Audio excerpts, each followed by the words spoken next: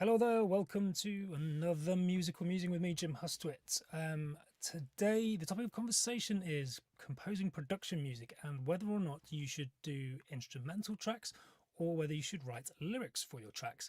So I'm going to have a little talk about that, but I'm also going to give you a few little concrete tips if you do decide to write lyrics for your tracks to help you along the way, because I think that either way I see it is it's slightly different to if you were writing traditional song lyrics. So let's dive in. But just before I do, welcome to the channel. If you're new, this is the channel dedicated to helping music makers monetize their music.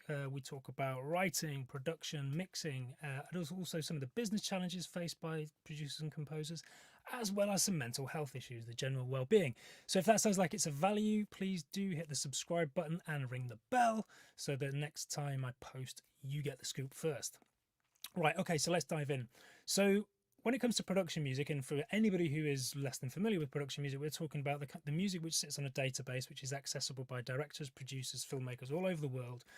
When they take your music and use it, you get paid a sync fee, and when that subsequently gets broadcast, you earn a royalty. So that's what I mean by production music, sometimes called stock music, sometimes called library music. Now, the vast majority of the time, the music that gets used is instrumental. Many a time I've slaved away over writing lyrics for the lyrics to never actually get used. So from that point of view, you are possibly hedging your bets by doing instrumental music, because even if you do the lyrics, which can be a whole additional sort of process, that you might not actually, they may never actually get used. Why is that? Well, you have to think in terms of the use of the music. Generally, it's going to be used, production music is used in show or within TV ads or trailers. Now, in show, invariably there is dialogue. So if you've got lyrics or lyrical content, that tends to compete with the dialogue, or if you've got in show which has a voiceover like a trailer, for example, again you've got to think in terms of you've got your lyrics which are over the top, and then that is then competes with whatever music or lyrical content you have as well. So it's always best to bear that in mind, also from a mixing perspective. However, that said, my personal take on it is, and this is to coin a phrase by Duddy Brown, is that sometimes lyrics can be the shiny wrapper, the packaging, if you will, for the track. So think, for example, paracetamol. It's just it all does the same thing. Ibuprofen, paracetamol, all does the same thing. The way you differentiate that or make it seem more glamorous or enticing is by giving it a cool box with some sort of red or blue stripes on it, etc., etc. And I think sometimes lyrics have that effect on a track, because it's people are used to hearing music. When you listen to commercial releases, they generally always have lyrics. So that kind of packaging and providing lyrics for a track can make it stand out, or make it sort of make people hear it in a slightly different way.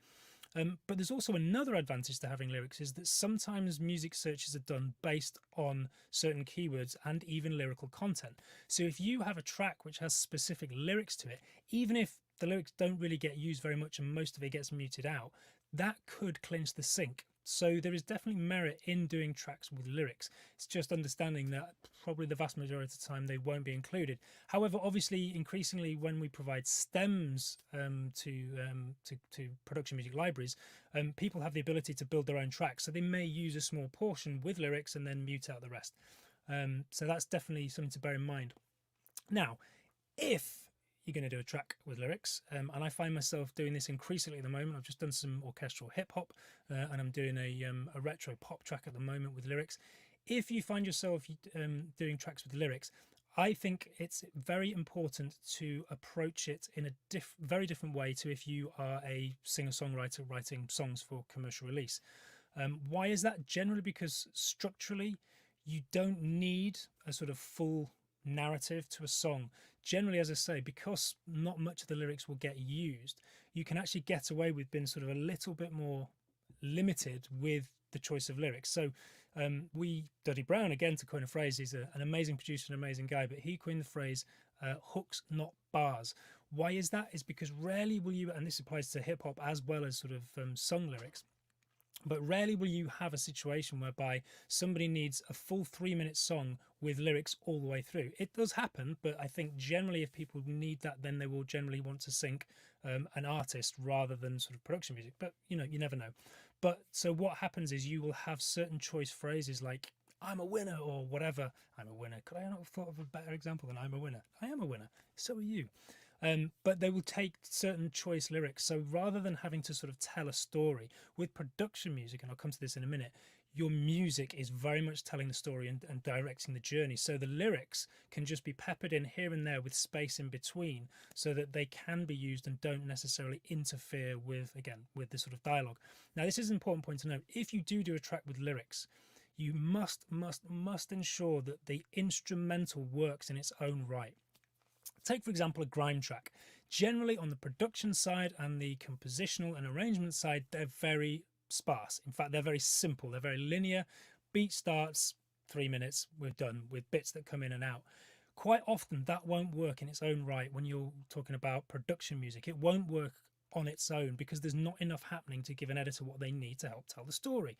So if you mute the lyrics, it's really, really important to make sure that the track works in its own right, because even if there's interest in your track because of the lyrics, if they mute them, if that track is just 3 minutes of the same 4 chords repeating and nothing really changing, it's probably not going to get used. So super, super important is to mute the lyrics and make sure that the track works in its own right as an instrumental. And then to that end, because normally when you have a commercial release, your song, the lyrics are what is providing the musical journey. That does the heavy lifting. So the instrumental doesn't need to work as hard. However, in this instance, my personal take on it is make sure that the instrumental is working in its own right, then add the lyrics to the top. And again, you don't need to go into sort of traditional song structure to do that. I think it's better to have a track that works structurally in its own right, then add the lyrics, but also bearing in mind that less is more. And also on the subject of lyrics, I mentioned, I'm a winner. But again, if you pick a really niche subject to sing about, say, for example, 18th century French poetry, there's very few occasions or very few opportunities for songs which are about 18th century French poetry, which is a shame because I think there should be more. But you need to pick a subject which is quite generalist and applies to as many situations as possible, because obviously with production music, what we want is we want our tracks to get used as often as possible. That's the name of the game, because the more often they get used, the more we get paid. So if they're really specific, then that may completely disqualify them from any production, any sync opportunities at all. Whereas if they're generalist, take for example something like Pharrell Williams is Happy. It's so general and so applicable to so many different sort of moods and scenarios, and it works for ads, it works in sort of in show, it works across the board. So something like that would be perfect. So just bear that in mind with lyrics as well. Wow, that was fast. I didn't stop for breath, I don't think. I think I get a little bit nervous before the camera goes on and then I just plow into it. But hopefully that all kind of makes sense.